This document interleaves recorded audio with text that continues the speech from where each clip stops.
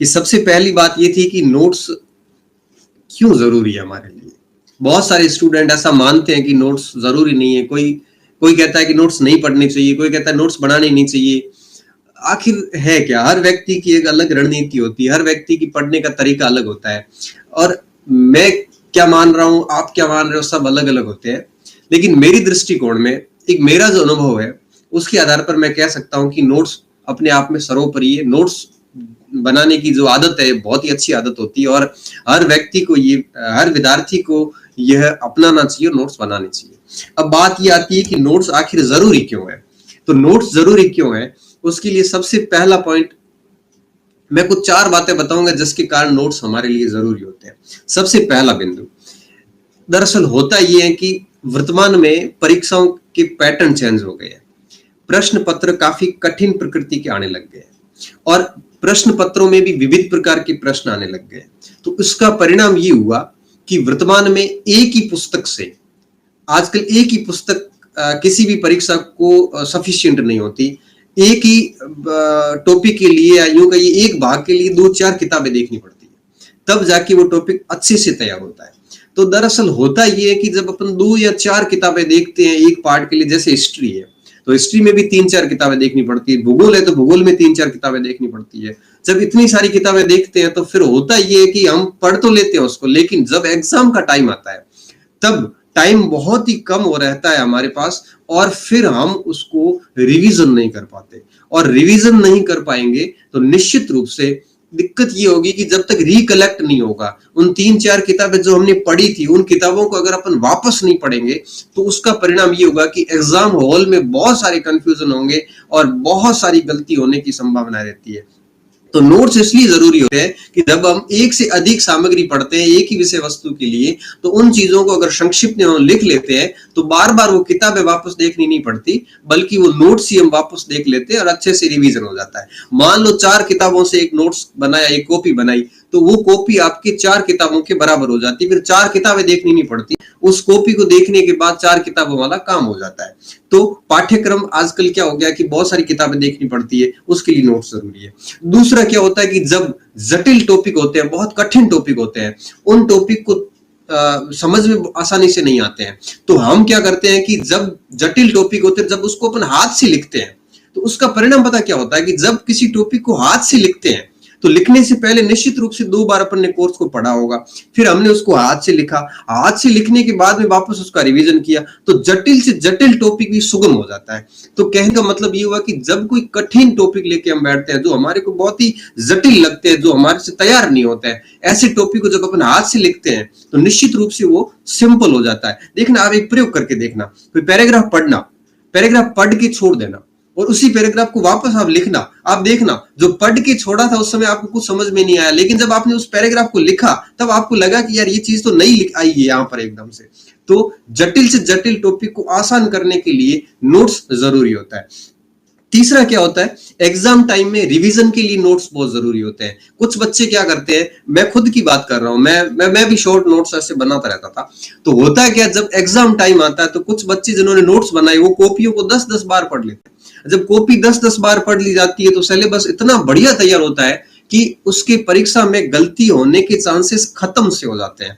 लेकिन अगर किताबें ही पढ़ रखी है तो एग्जाम टाइम में रिवीजन बिल्कुल नहीं हो पाएगा, तो रिवीजन के बिना सफलता संभव ही नहीं हो पाती। तो अच्छे रिवीजन के लिए नोट्स बहुत ज्यादा जरूरी होते हैं।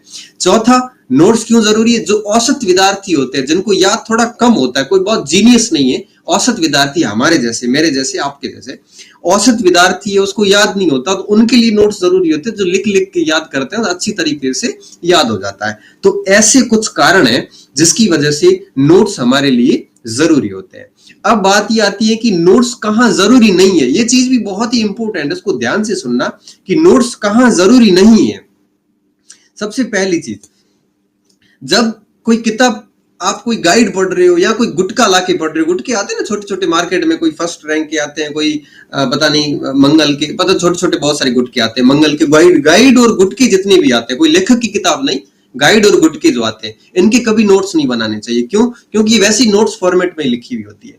पहली चीज इस चीज का ध्यान रखना कि कभी कोई भी गाइड या गुटका लाओ तो उसकी कभी भी नोट्स मत बनाओ। क्यों? क्योंकि वो नोट्स फॉर्मेट में ही होता है, उसको लिखने की आवश्यकता नहीं है। दूसरी चीज, बहुत ही जीनियस हो आप, अगर आपको लग रहा है आपको एक बार में 2 बार में पढ़ने से बढ़िया तरीके से याद हो रहा है, आपको देखने की जरूरत ही नहीं है, एक्स्ट्रा ऑर्डिनरी स्टूडेंट है आप, तो भी आपको नोट्स की मैं आवश्यकता महसूस नहीं करता। क्यों? क्योंकि आप इतनी जीनियस है कि आपको सब कुछ याद हो रहा है। जब सब कुछ याद होता है तो फिर नोट्स बनाने की आवश्यकता नहीं है। सामान्य विद्यार्थी है तो नोट्स बनाने चाहिए। आपका जो पसंदीदा विषय है, जैसे आपको कोई ऐसा विषय, जैसे मेरा पसंदीदा विषय जैसे इतिहास है या कोई ज्योग्राफी मुझे अच्छी लगती है, आपका पसंदीदा विषय जो आपको एक बार पढ़ने में याद हो जाता है, जो आपको बिल्कुल मस्तिष्क में बैठ जाता है, ऐसे विषय पर भी अगर आप नोट्स नहीं बनाते हो तो चल जाता है। तो पसंदीदा विषय पर भी नोट्स नहीं बनाएंगे तो भी चलेगा। मतलब क्या हुआ? मतलब ये हुआ कि सबसे पहली चीज, गाइड गुटकों के नोट्स नहीं बनाने। दूसरी चीज, अगर आप बहुत जीनियस है तो नोट्स नहीं बनाने। तीसरी बात, अगर आपका कोई पसंदीदा विषय है, हर व्यक्ति का एक पसंदीदा विषय जरूर होता है, हर विद्यार्थी एक पसंदीदा विषय रखता है, ऐसे विषय के नोट्स नहीं बनाने हैं, जरूरी नहीं है। क्यों? क्योंकि पसंदीदा विषय वैसे ही याद हो रहा है तो नोट्स बनाने की आवश्यकता नहीं है। इसके अलावा सबसे महत्वपूर्ण बात कि अगर परीक्षा नजदीक आ गई, मतलब 2 या 3 महीने रहे हैं, तो जब 2 या 3 महीने रहते हैं ना, उस समय आप नोट्स बनाने छोड़ दो। 2 नहीं 3 महीने में कहूंगा। नोट्स की प्रक्रिया एग्जाम के 3 महीने पहले ही पूरी हो जानी चाहिए, ताकि उन 3 महीनों में नोट्स को आप बार बार रिवीजन कर सको।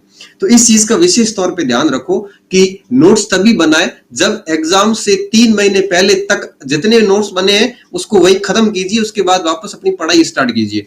नोट्स कब बनते हैं? जब अपन एडवांस तैयारी करते हैं, स्टार्टिंग में लगे रहते हैं, लंबी तैयारी करते हैं, 1 साल, 6 महीने, 8 महीने, 10 महीने तैयारी करते हैं, तब जाके नोट्स बनाए जाते हैं। और उसके बाद जैसी एग्जाम सर पे आ जाता, लगता है कि अब 3 महीने रहे एग्जाम को, राइट 3 महीने रहे हैं, या मैक्सिमम 3 महीने या 2 महीने, 2 या 3 महीने जैसे ही रहे हैं, उस समय आप नोट्स बनाने छोड़ दो और उस समय आप अपने नोट्स को रिवीजन करो।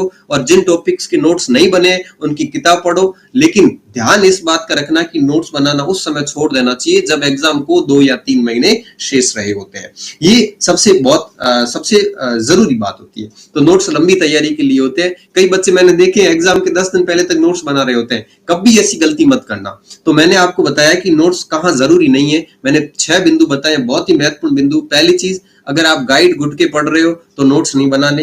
दूसरी चीज, अगर आप बहुत जीनियस हो, ब्रिलियंट हो, बुद्धि लब्धि बहुत ज्यादा है, एक बार में याद हो जाता है, 2 बार में याद हो जाता है, तो नोट्स नहीं बनाना है। अगर आपका पसंदीदा सब्जेक्ट है, बनाने चाहते हो तो बना सकते हो, लेकिन नहीं भी बनाओगे तो भी पसंदीदा विषय में चल जाता है। और तीसरी बात, एग्जाम से 2 या 3 महीने पहले नोट्स बनाना छोड़ देना चाहिए। और नेक्स्ट बात कि नोट्स जो है वो लंबी तैयारी के लिए होते हैं। नोट्स ऐसा नहीं है कि 2 महीने 3 महीने बाकी रहे और आप नोट्स बनाने शुरू करो, ऐसी गलती हमारे को कभी नहीं करनी है। तो ये थे नोट्स कहाँ जरूरी नहीं है। जैसे मैथमेटिक्स जैसे सब्जेक्ट है, वहां पर भी नोट्स बनते नहीं है, क्योंकि जहां अभ्यास की ज्यादा से ज्यादा आवश्यकता होती है वहां नोट्स बनाने की आवश्यकता नहीं है।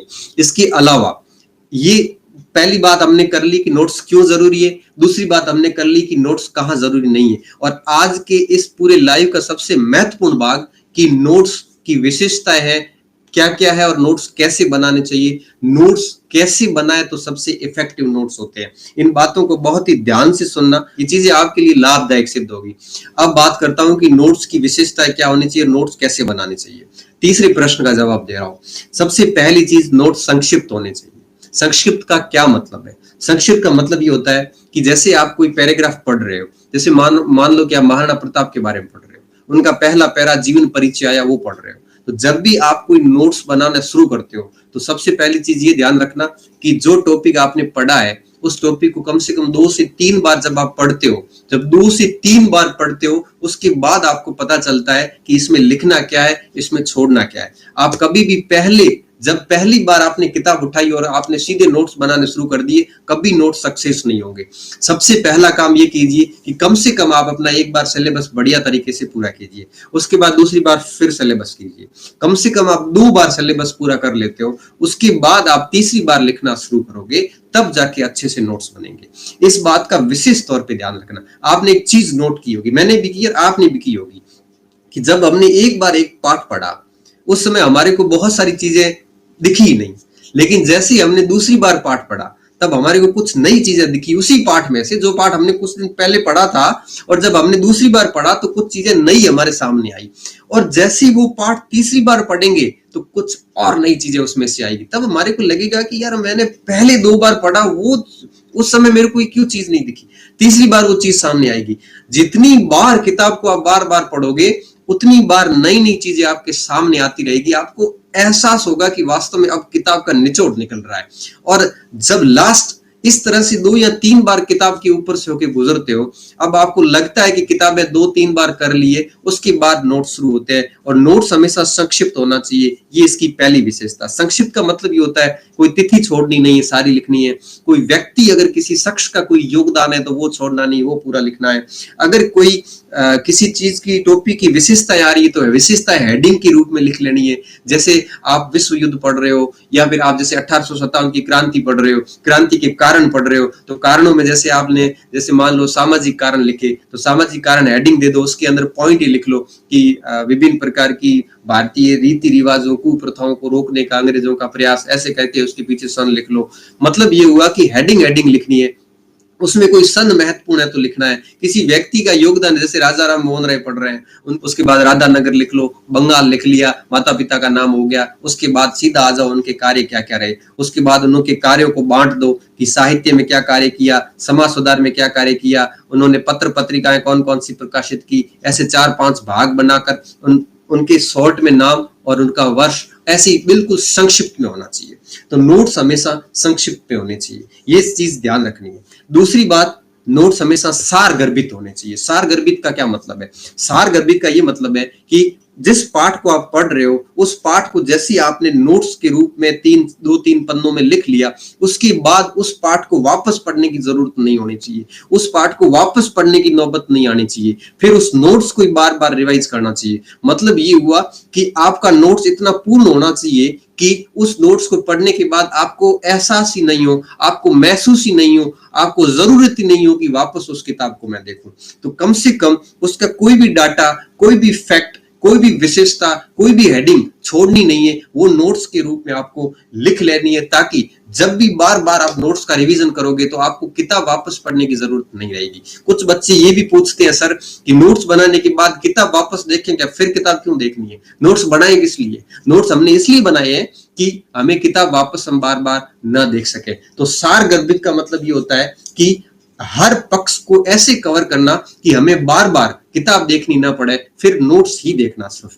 इसलिए नोट्स हमेशा सार गर्भित होना चाहिए और पूरे चैप्टर का हर आयाम कवर करते हुए होना चाहिए। कोई तिथि उसमें छोड़नी नहीं है, कोई उसमें व्यक्ति का नाम छोड़ना नहीं है, विशेषताएं छोड़नी नहीं है, वो सारी चीजें लिख लेनी, बाकी सारी चीजें छोड़ दो। उसके बाद तीसरी विशेषता मैं बता रहा हूं नोट्स में आपको जरूर यूज करना उसमें, वो ये है कि चार्ट जहां बन सकता है चार्ट बनाइए। जैसे मैं बता रहा हूं, जैसे आप सिंधु घाटी सभ्यता पढ़ रहे हैं, अब सिंधु घाटी सभ्यता में कोई चार्ट बनाना, जैसे आपको कालीबंगा में कौन कौन सी वस्तुएं मिली, कालीबंगा लिख लिया और वस्तुओं के सारों के नाम लिख लिए, ये चार्ट बन गया। ऐसा चार्ट बना सकते हो। मैपिंग करिए, जैसे महाजनपद पढ़ रहे हैं आप, 16 महाजनपद है, भारत का नक्शा चिपका दीजिए और उसमें 16 महाजनपद भर दीजिए, उसके कोष्टक में उसकी राजधानी लिख लीजिए और साइडों में छोटी छोटी और जानकारी लिख लीजिए कि कौन से राजा का शासक का यहाँ पर शासन था। तो देखो आप एक के पेज में आप पूरा महाजनपद तैयार कर सकते हो। इसकी जानकारी कहां से मिली, ऐसे कर सकते हो। इसके अलावा आप देखो चार्ट, मैपिंग, मॉडल, तालिका, ये मॉडल आप बना सकते हो, उसके अंदर तालिकाएं डाल सकते हो। जैसे कोई तुलनात्मक अध्ययन करना हो, जैसे आप सिंधु घाटी और वैदिक सभ्यता की तुलना कर रहे हो, तो दोनों के अंदर बीच में एक तुलनात्मक एक तालिका बना दो, टेबल बना दो, जिसमें आप इस तरह से तुलना वाली सारणी डाल दो पूरी पूरी। इससे क्या होता है कि कम से कम पेजेस में कम से कम शब्द का उपयोग करते हुए अपन पूरी की पूरी बात उसमें शामिल कर सकते हैं। तो तीसरी विशेषता नोट्स की ये होती है कि अधिकतम उसमें चार्ट है या मैपिंग है, मॉडल है, टेबल्स है, ये ज्यादा से ज्यादा डालिए। इससे क्रिएटिविटी तो आती आती, सृजनशीलता होता आती आती है, साथ में इसमें निश्चित रूप से ज्ञान भी बढ़ता है और हमें बहुत कुछ सीखने को मिलता है। ये जितने भी ऑनलाइन एजुकेशन वगैरह सारी चीजें ठीक है अपने स्तर पर, लेकिन जो व्यक्ति अपने कलम चलाकर काम करता है, जो व्यक्ति इस तरह से पढ़ता जाएगा, चार्ट बनाएगा वगैरह, बिल्कुल बढ़िया तरीके से आगे बढ़ेगा, वो व्यक्ति जिंदगी में कभी असफल नहीं हो सकता। चौथी विशेषता जो नोट्स की होती है, बहुत ही महत्वपूर्ण विशेषता होती है, इस बात को ध्यान रखना। नोट्स बनाते वक्त हमेशा इस बात को ध्यान रखना कि अपनी भाषा में होने चाहिए। बहुत सारे विद्यार्थी क्या करते हैं कि नोट्स के दौरान भी किताब की हूबहू भाषा लिख देते हैं। ऐसा कभी मत करो। नोट्स बनाओ उस समय हमेशा किताब को पढ़िए, पढ़ के अपनी भाषा में उसको लिखिए शॉर्ट में, क्योंकि जब आप अपनी भाषा लिख रहे होंगे तब आपको महसूस होगा कि इसका निचोड़ क्या। जब तक निचोड़ नहीं निकलेगा तब तक आप अपनी भाषा में आ ही नहीं पाओगे। इसलिए हमेशा ध्यान रखना कि किताब के केवल तथ्यों का उपयोग करना है, बाकी भाषा आपको अपनी स्वयं की देनी है, तभी नोट्स प्रभावी होंगे। इसलिए हमेशा ध्यान रखना कि नोट्स में भाषा स्वयं की होनी चाहिए, तभी आसान भाषा में आप बराबर रिवीजन कर पाओगे। नोट्स में किताब की भाषा नहीं होनी चाहिए। किताब की कोई चीज शामिल करनी है तो सिर्फ तथ्य शामिल करने हैं, सन शामिल करना, व्यक्ति शामिल करना, विशेषता लेनी है, लेकिन उसको आप अपनी भाषा दोगे तभी जाके नोट्स सरल और सुगम भाषा में बनेंगे, तभी नोट्स इफेक्टिव होते हैं। इसके अलावा पांचवी विशेषता जो होती है नोट्स की, वो होती है आप जब भी नोट्स बनाते हो बिल्कुल खुले शब्द लिखिए पूरे, और पीछे गैप भी रखिए, खाली 1-2 पेज भी रखो हर टॉपिक के पीछे, ताकि आप बाद में कोई भी सामग्री पढ़ते हो और आपको कोई नया टॉपिक मिल जाता है, कुछ नया पॉइंट मिल जाता है, कोई नई बात मिल जाती है तो आराम से उसको ऐड कर सको। ऐसे ठूस ठूस के कॉपी को भरना नहीं है, उसको आप खुले खुले शब्दों में लिखिए और पीछे खाली पेज भी रखो ताकि आप उसको आराम से ऐड कर सकते हो। इसके अलावा सबसे महत्वपूर्ण बात ये कि जब भी नोट्स बनाते, मैंने कई बच्चों के नोट्स देखे, स्टूडेंट के नोट्स देखे हैं जो क्या करते हैं कि नोट्स में 5-5 पेन यूज करते हैं। इसके अलावा 5-5 पेन यूज कर लेते हैं, इतनी राइटिंग जमा जमा के लिखते हैं, समय व्यर्थ करते हैं। आप ऐसे मत करो। आप बेहतर ये होता है कि आप अपने लिए नोट्स बना रहे हो, दुनिया के लिए मत बनाओ। आप दिखाने के लिए नोट्स मत बनाओ, आप दुनिया को बेचने के लिए नोट्स मत बनाओ। आप नोट्स अपनी परीक्षा में अपने को पास होने के लिए बना रहे हो। तो आप जैसे भी लिखो, आप रफ नोट्स भी बना सकते हैं, आप फेयर करते हैं एक पेन में अच्छे से बना सकते हैं। आप दिखाने के लिए मत काम करो। तो आप जब भी नोट्स बनाते हो आप अपने लिए बना रहे हो। जो चीजें बहुत ही सामान्य चीजें आपको बहुत अच्छे से पता है वो भले मत लिखिए उसमें। नोट्स में वो सारी चीजें लिखनी जो आपको नहीं आ रही हो, ये बात विशेष तौर पर ध्यान रखना। तो टॉपिक को इस हिसाब से बांट दो कि कोई भी चीज छूटनी नहीं चाहिए और फिर उसको शॉर्ट में बना दो। तो इस प्रकार से नोट्स बनाए जाते हैं। पहली चीज संक्षिप्त होनी चाहिए, दूसरी चीज सारगर्भित होनी चाहिए, तीसरा चार्ट, मैपिंग, मॉडल उपयोग में लाए जाने चाहिए। अब चौथा अपनी भाषा में होने चाहिए, किताब की हूबहू भाषा नहीं डालनी है। पांचवा खुले शब्दों में पेज भी वगैरह खुले पीछे रखने चाहिए। छठी चीज क्या होती है कि नोट्स हमेशा अपने लिए बनाए, कुछ दुनिया के लिए नहीं बनाने, इसलिए इतना जमा जमा के 5-5 पेन यूज करने की आवश्यकता नहीं होती है। तो इस टाइप से अगर आप शॉर्ट नोट्स बनाते हो, और नोट्स ऐसे बनाने हैं कि आपको फिर बार किताब नहीं देखनी पड़े। जैसे आप 6ठी 7वीं 8वीं की पढ़ रहे हो तो आप जनरली होता क्या है कि जैसी छोटी बेसिक नॉलेज होता है, तो बेसिक नॉलेज के लिए आप नोट्स बना सकते हो। एडवांस पढ़ रहे, जैसे कोई लक्ष्मीकांत पढ़ रहा है तो लक्ष्मीकांत के नोट्स नहीं बनाए जा सकते। क्यों? क्योंकि उसका हर बिंदु महत्वपूर्ण है। तो ऐसी चीजों को भी आप नोट्स बनाने बचिए। तो ये सारी चीजें नोट्स के बारे में थी। मैंने 3 चीजों को कवर किया है कि क्यों जरूरी है, कहाँ जरूरी नहीं है, और नोट्स बनाए तो कैसे बनाए। उम्मीद कर रहा हूं कि यह नोट्स बनाने वाला ये वीडियो आपके फायदेमंद होगा।